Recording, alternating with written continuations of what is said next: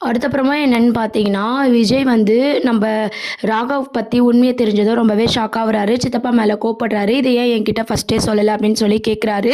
"இல்ல நீ பிஸியா இருந்த விஜய், அதான் சொல்லல." அப்படின்ற மாரி சித்தப்பா வந்து சொல்லிட்டுருக்காரு.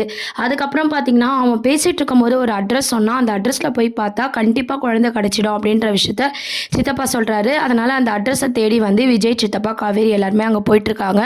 அப்போ பார்த்தீங்கன்னா, காவேரிய கார்லயே இருக்க சொல்லிட்டு விஜய் போய் பார்க்குறாரு. ராகவ பார்த்து அடிச்சு கேட்குறாரு, "எங்கடா என் குழந்தை?" அப்படின்னு சொல்லிட்டு.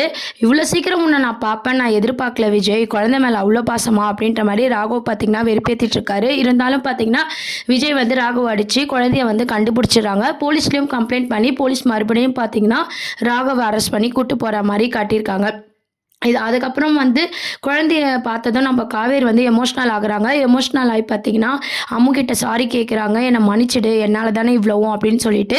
உடனே அம்மு, காவேரி 2 பேரும் பார்த்தீங்கன்னா, ரொம்ப எமோஷனலா வந்து பேசிட்டு இருக்காங்க. இத ஒரு பக்கம் விஜய் வந்து ரசிச்சு பார்த்துட்டுருக்காரு. காவேரியோட பாசம் வந்து தான் பொண்ணுன்னு தெரியாமயே அவ இவ்ளோ பாசம் வச்சிருக்காளே அப்படின்ற மாரி காவேரி வந்து இப்ப காவேரிய பார்த்து விஜய் வந்து யோசிக்கிறாரு. அதுக்கப்புறம் காவேரி கிடைச்சிட்டா அப்படின்ற விஷயம் வந்து தாத்தா, சித்தி எல்லாருக்குமே ரொம்பவே சந்தோஷமா இருக்கு.